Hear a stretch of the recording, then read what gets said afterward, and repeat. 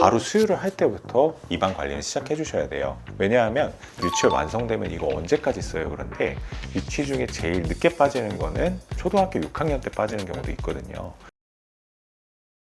보통 부모님들이 아이들의 본격적인 치아 관리는 언제쯤부터 시작해야 되는지 좀 고민하시는 것 같아요. 여러 매체들에서 이런 것들 강조해서 사실은 많이들 알고 계실 텐데, 치아가 나기 전에 바로 수유를 할 때부터 입안 관리는 시작해 주셔야 돼요. 왜냐하면 치아가 없어도 입안은 항상 뭘 먹고 있고, 치조골 안에는 치배라고 해서 치아의 싹이 존재하거든요. 그 치아가 나왔을 때 똥 세균들이 있는 정글 같은 환경이면은 입안에 잇몸 질환에 노출되기 쉬워집니다. 그렇기 때문에 이가 나기 전부터, 아이 수유 때부터 입안 관리를 해주는 것이 굉장히 중요해요. 이 유아기 때는 어떻게 치아 관리를 해야 될까요? 저도 사실 유아기인 아이가 있어서 저희 아이 관리하는 것처럼 말씀을 드릴게요. 기본적으로 깨끗한 천이나 수건 등으로 잇몸을 깨끗하게 문질러 줘야 돼요. 여건이 허락하신다면 끓였다 식힌 물에 적셔서 닦아주시면 더욱 좋습니다. 요즘은 시판되는 제품들도 나오니까 수유 뒤에는 그런 제품들을 이용해서 닦아주셔도 굉장히 좋습니다. 구강을 관리하는 것에 친밀감을 느낄 수 있도록 보호자분께서 직접 해주시는 게 굉장히 좋아요. 꼭 화장실에서 하실 필요는 없고, 아이가 제일 친밀해하는, 제일 편안해하는 환경에서 해주는 것이 좋습니다. 그리고 치아가 하나라도 나기 시작하면은 치약을 써서 관리해 주시는 걸 추천드리고요. 치약을 쌀알 만큼 묻혀서 관리해 주시는 것이 굉장히 좋습니다. 그리고 만 3세 전후에는 유치혈이 완성이 되는데요. 어머님들이 이런 거 굉장히 많이 물으세요. 유치혈 완성되면 이거 언제까지 써요? 그런데 유치 중에 제일 늦게 빠지는 거는 개인차가 있지만 초등학교 6학년 때 빠지는 경우도 있거든요. 굉장히 오랜 기간 쓰는 거죠.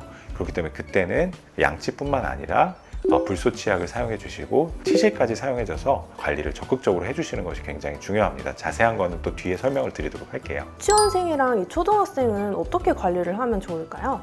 만 6세부터 어금니가 나오기 시작해요. 우리 아이들은 이제 100살까지 산다고 하잖아요. 그럼 100년 가까운 기간 동안 사실 그 어금니를 가지고 있는 것이 제일 이상적이기 때문에 정말 관리를 잘 해주셔야 돼요. 일단 첫 번째로는 가까운 치과에 방문하셔서 아이들의 치아에 있는 홈을 메워주시는 게 굉장히 좋아요. 이런 것들이 다 건강보험도 적용되고, 또 이렇게 되면 양치질이 굉장히 쉬워지기 때문에 아이에게 추천해주는 게 좋고요. 뿐만 아니라 이게 절대 아프지 않아요. 그렇기 때문에 우리 아이들이 치과랑 조금 더 친밀해지는 계기가 될 수도 있습니다. 제가 제일 강조하고 싶은 게 꼭 1000ppm 정도의 불소 치약을 사용하시라는 걸 강조하고 싶어요. 저도 학교 다닐 때 PD님, 불소 치약 절대 쓰면 안 된다라고 많이 배웠어요. 어린 아이들한테. 그리고 심지어 제가 처음 치과 의사를 시작했을 때도 불소 치약 쓰지 마셔라 라고 배웠고, 지금 2023년 이 시점에도 대부분의 어린이 치약이 불소가 정말 적거나 아예 없어요. 근데 이제는 이론이 바뀌었습니다. 세계 소아청소년 치과학회에서도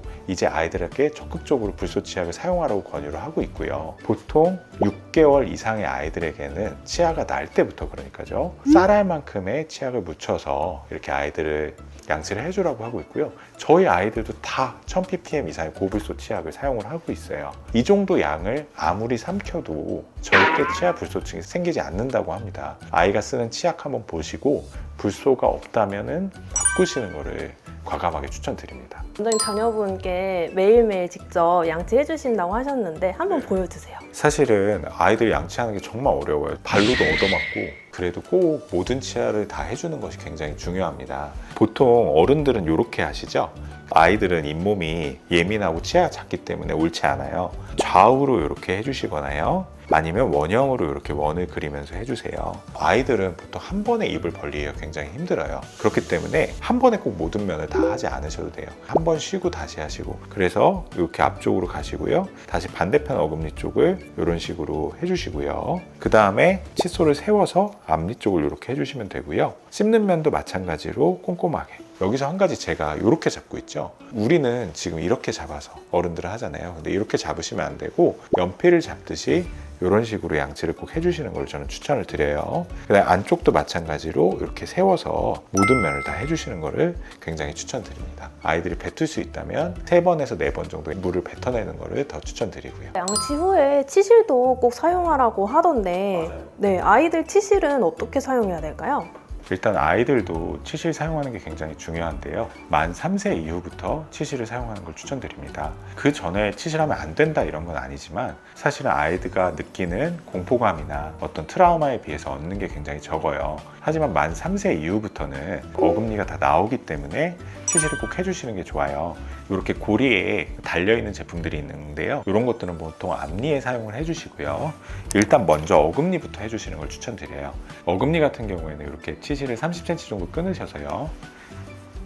아이의 뒤쪽에 있으신 다음에 단순히 넣었다 빼는 게 아니라 치실로 양치를 하신다는 생각으로 치아의 면을 위아래로 올라갔다 내려갔다 하시면서 닦아주시는 게 굉장히 중요합니다. 근데 우리 아이들 같은 경우에 하는 것도 굉장히 어려운 일이에요. 아이들이 보통 치실하는 걸 싫어하기 때문에. 그래서 더 중요한 어금니부터 먼저 해주시고요. 만약에 아이의 체력이 허락하거나 아이의 기분이 괜찮다면 고리에 달린 제품을 이용해서 앞니를 해주시는 게 좋아요. 원장님, 아이들 치아 관리할 때 이것만은 꼭 지켜라 하는 거 있을까요? 치과랑 친해지는 동기부여의 측면이 가장 중요하다고 생각을 합니다. 어릴 때부터 치과에 대한 과도한 거부감이 있으면 3살 버릇 80까지 가듯이 평생 이어져요. 구강관리를 안 하게 되고 치과를 피하게 되고 나중에 정말 치과 치료가 필요했을 때도 치과가 두려워서 안 가게 되는 경우가 많이 생기면 나이 먹어서는 이가 하나도 없거나 제대로 자기 치아를 씹지 못하게 되는 그런 일이 생길 수 있습니다. 우리 아이들도 60년, 70년 뒤에도 자기 치아로 식사를 잘 할 수 있도록 첫 다추부터 동기부여를 잘 해주시는 것을 저는 제일 강조드리고 싶어요.